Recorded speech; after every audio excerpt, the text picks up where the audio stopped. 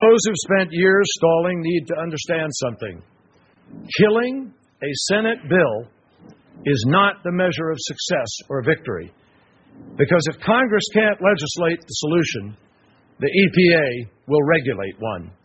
And it will come without the help to America's businesses and consumers that is in this bill. There will always be excuses to wait. We know that. Martin Luther King said that this wait that he encountered has almost always meant never. Well, Joe and I have been working on this for more than 20 years, and we're not willing to wait anymore. Dr. King also said, the time is always right to do what is right. And this is our moment to do what is right for the American people, what is good for our country, what will strengthen our nation. This year, with this bill, we're going to fight to get 60 votes to make America more competitive, safer, and stronger. My colleague in this and a great, great friend over all of these years, going way back to college, I'm delighted to be working with him now on this, and he's been a very, very important and helpful leader in this effort, is Joe Lieberman. Thank you. Thank you. Thank you. Thank you so much, John.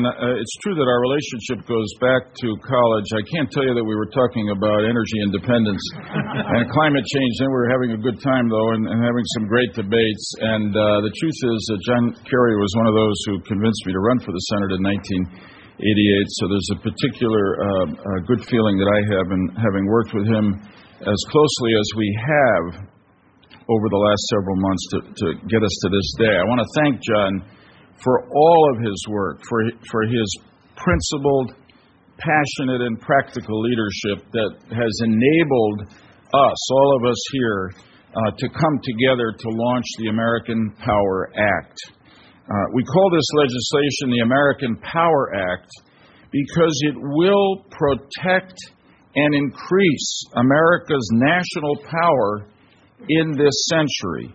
And it will do so by changing the way we power America.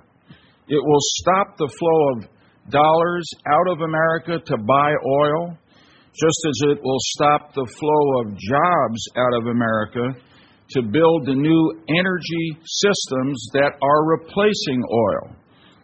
Our legislation creates a market-driven partnership between America's private and public sectors to meet three of America's greatest challenges: our dependence on oil from abroad, our loss of jobs here at home, and the threat of harmful carbon pollution in our air.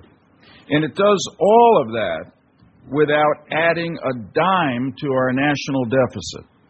But it will add billions of dollars of private investment to America's economy, create millions of new jobs for the American people, and refund hundreds of billions of dollars to American consumers. Our legislation will price carbon to reflect its real costs to our economy and our society, and in doing so, I think will light the spark that will ignite America's entrepreneurial and innovation engines to solve some of our most serious problems. This proposal does not cater to the politics of the moment, but it will protect the future of our country and our families.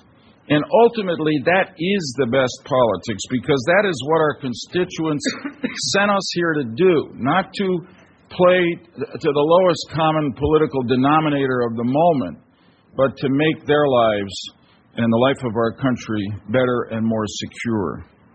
The challenges that we face today are clear, and so are the choices we have. We can lead or we can be led. We can grow or we can shrink. We can keep sending our money for oil to enemies of America like Ahmadinejad in Iran and Chavez in Venezuela, or we can develop our own sources of energy made by Americans right here in America. We can watch millions of jobs being created in China for solar, wind, nuclear, clean coal power, and high-speed rail, or we can create those jobs right here in America. This bill faces the challenges. It makes the tough choices, and I believe it will not only preserve America's greatness, but help us in our generation achieve our national destiny. I'd say one final word, which John said, just to echo it. I'm very proud of this bill. It's strong, it's balanced, it will work. And I'm proud to be here with this group of people in introducing it. But I'll tell you this, we would not be here today if we did not feel that with the help of the people here, we can and will adopt the American Power Act in this session of Congress.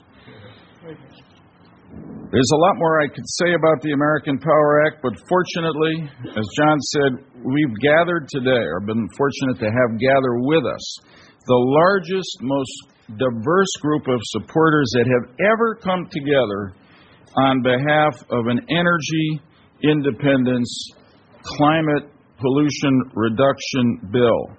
And let me tell you, Kerry and I know, because we've been part of every bill up until this time.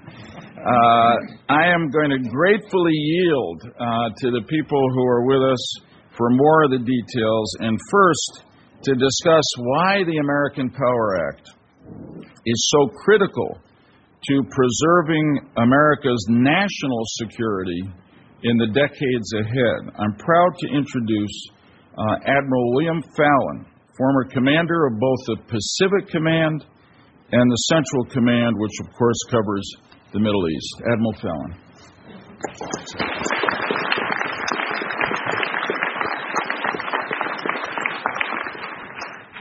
Senator, thank you very much. This is an unusual turn of events for me because in most of my previous appearances up here, of course, I was facing the dais and the committee and had the cameras and all of the audience looking at the back of my head. So I hope this isn't too frightening to the audience this morning. But I want to thank Senators Kerry and Lieberman for the honor of being here with you today, and to salute the efforts of yourselves and your colleague, Senator Lindsey Graham, for your dedicated work in a most collaborative and inclusive manner to try to address some critical issues that affect not only our country but people throughout the world.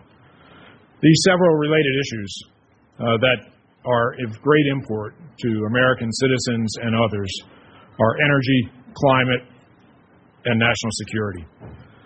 The energy consumption in this country continues to increase, and reliance on fossil fuels, particularly for power generation and for transportation with motor vehicles, is accelerating climate change.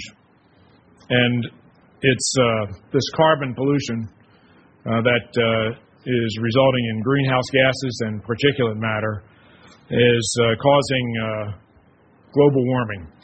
And this effect is resulting in changes not only to the atmosphere, but particularly to water supplies and related aspects of water throughout the world. And this portends a significant challenge, I believe, to national security. Climate change is affecting available water supplies, and the indicators are that this is going to continue. And one doesn't have to go too far. I was recently down in the Antarctic, and there's an awful lot of ice down there, but the data is becoming pretty impressive that the temperature changes are accelerating the diminution of the sea ice, and certainly the Arctic is much more accessible to people and more obvious to many. But this change in water on this planet, I believe, is going to be significantly destabilizing to our future, affecting people, inducing probably more poverty as the climate makes many lands less habitable, and affecting agriculture, and the risk of conflict from just the tension between peoples, I think, is going to be a very significant effort we're going to have to deal with.